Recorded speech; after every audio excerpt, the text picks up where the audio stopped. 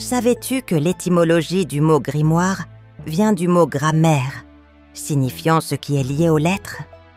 Et de fait, les grimoires étaient menus pour leur pouvoir intrinsèque, qu'ils étaient censés tirer des lettres, des mots et surtout des noms d'esprits qui s'y trouvent.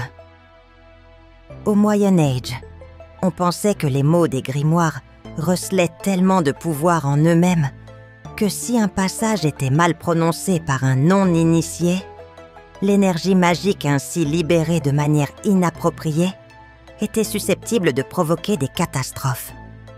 Un maître devait alors lire correctement un passage de même longueur afin d'annuler les effets néfastes de la mauvaise lecture. Difficile bien sûr de ne pas sourire en entendant cela.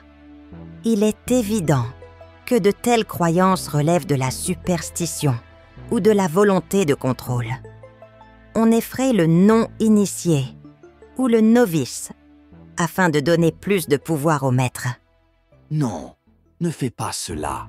Tu dois faire comme je dis.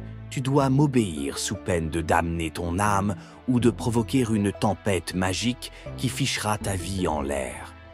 Facile pour s'assurer de la docilité des disciples.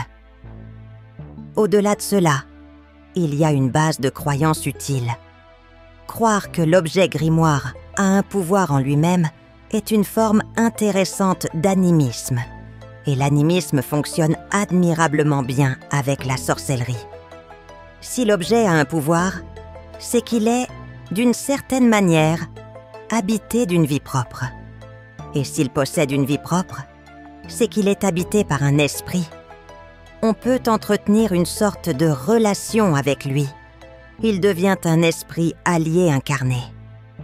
Dans cette optique, plutôt que d'accorder du pouvoir au grimoire, il est préférable de créer le sien, ce qu'on appelle communément le livre des ombres, un carnet dans lequel tu noteras tout ce qui est en rapport avec ta sorcellerie, tes schémas, tes sigils, les résultats de tes expériences. Au fur et à mesure de ton travail, et en fonction de ton implication dans celui-ci, le livre deviendra un prolongement de ta volonté, mais aussi un objet magique, habité par une entité amie, qui t'inspirera dans ton travail. Merci pour ton écoute. Abonne-toi pour plus de sorcellerie.